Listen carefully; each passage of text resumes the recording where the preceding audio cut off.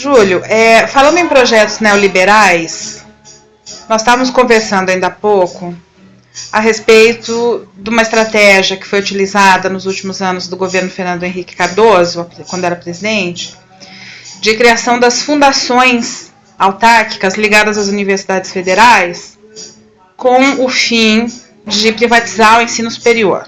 Isso amplamente concluído por advogados, juristas da área administrativa, especialistas que, independente de coloração política, né, nos ensinam nas faculdades e nas pós-graduações que outro não era o objetivo dessas fundações que não facilitar o caminho, burlar a Constituição para poder chegar à privatização do ensino superior, coisa que parece que foi abortada e a gente conseguiu essa vitória.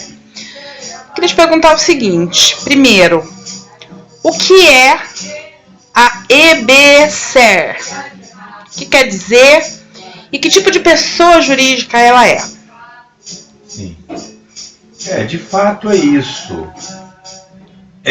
Pelo que me consta, a FUNPAR, essas fundações de apoio, não seria bem fundações autárquicas. Elas atuam nas autarquias. A universidade é uma autarquia. São fundações públicas de direito privado.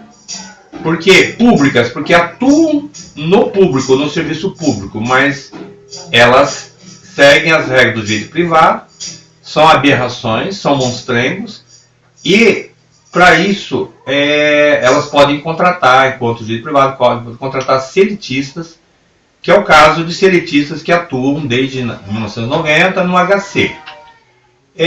Eu entendo que a justificativa que é dada por setores da universidade pública não tem jeito, a gente precisa disso, se não tiver uma fundação, não vamos poder contratar um funcionário para isso. Porque o Tribunal de Contas é rigoroso. Eu não acho que esses órgãos da democracia republicana fazem o que não devem fazer. Eles têm a dimensão do que é a função da universidade e que, se não tem verbas, deve ter. Então, acho que essas fundações são cânceres dentro da universidade, revelam interesses empresariais privados de agir na universidade. E é desse contexto que surge a EBSER. Posso continuar? A EBSER é uma fundação, então? Sim. O que quer dizer EBSER? Só para a população entender. EBSER é Empresa Brasileira de Serviços Hospitalares. O que significa a adesão da Universidade Federal do Paraná, em nome do Hospital das Clínicas, seu Hospital das Clínicas, a EBSER? Olha, significa então que uma empresa pública de direito privado que é a do tipo da Caixa Econômica, salvo engano. Uma sociedade de economia mista. Exatamente, de Caixa Econômica, Banco do Brasil, vai atuar num serviço público de saúde pública, de serviço de assistência e cuidados da saúde pública, popular e trabalhadora, dentro das regras do direito privado, isto é, dentro das regras empresariais, onde é possível o lucro. Aí a contradição. O serviço público, ele deve ser universal para todos os cidadãos, independente do seu poder aquisitivo, da sua situação de classe de poder aquisitivo, como direito coletivo, público, difuso.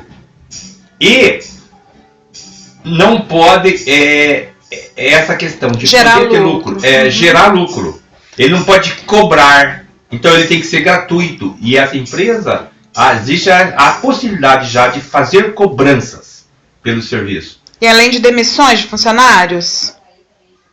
A demissão de funcionário é outra história. Esta FUNPAR que existe, que seria uma EBSER a nível do Paraná, que existe há muito tempo, ela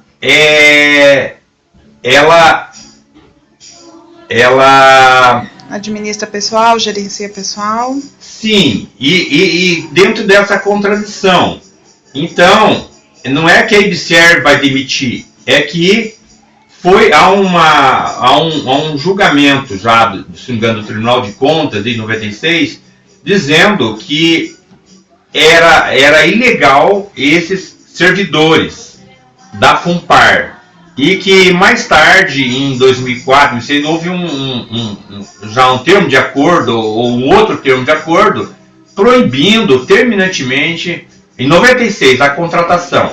E aí houve um termo de ajuste de conduta já em 94, 96, uma proibição. Em 2004 sai um termo, por aí as datas são aproximadas, pedindo a exoneração desses servidores. Então não é que a IBSERV vai demitir esses, mas ela vai quebrar a estabilidade do servidor público estatutário do regime jurídico único. Qual é o problema desses servidores?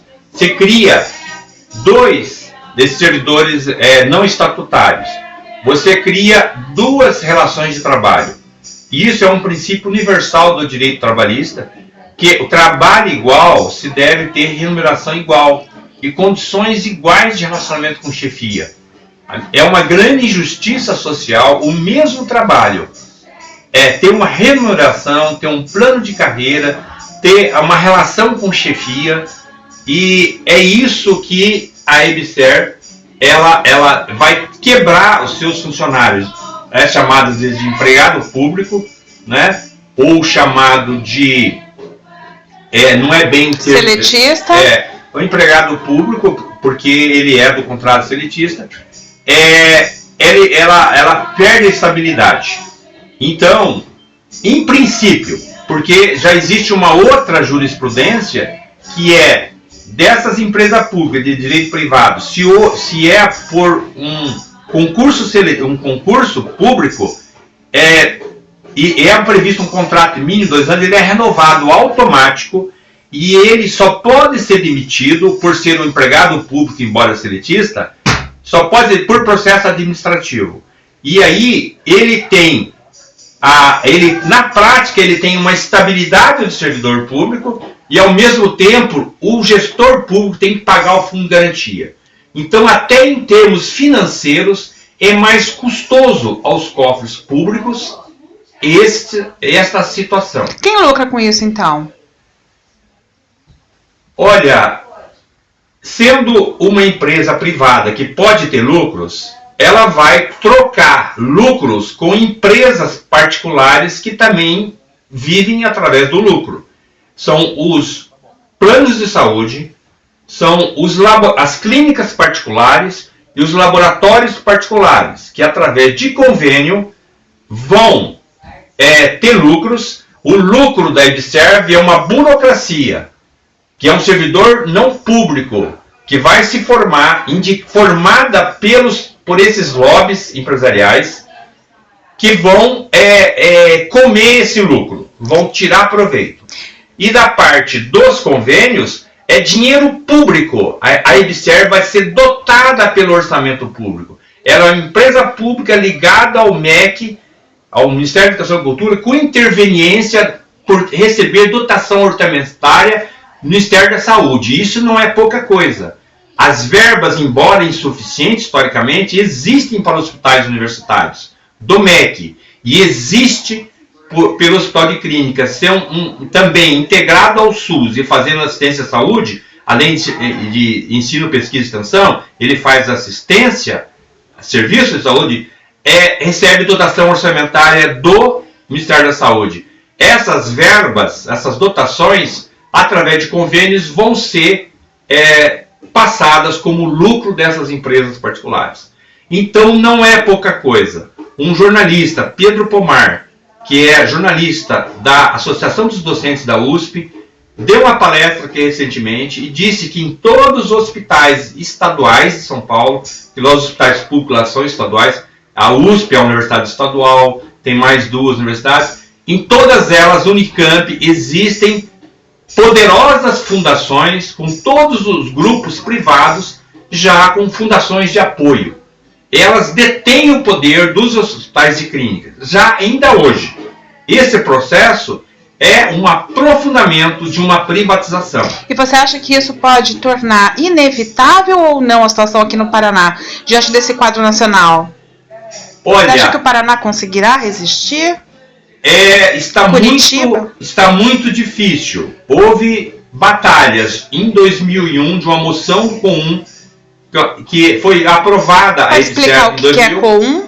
Conselho do Estado da Universidade tirou a moção contra. 2012, por consenso, devido a uma greve das 3 categorias, que tinha isto como pauta, não a privatização, manutenção do hospital das clínicas, 100% SUS, 100% público e gratuito, também, mas agora, esses interesses privatistas querem impor uma derrota à economia popular do povo paranaense, ao seu direito público de saúde. Está muito difícil, vai ter uma batalha decisiva amanhã no COUN. Já houve no dia 4, onde mais de 1.000 pessoas saíram às ruas e disseram não à privatização. Novamente um ato público amanhã, das 8 horas até as 14, e daí durante a sessão do COUN, vão tentar evitar.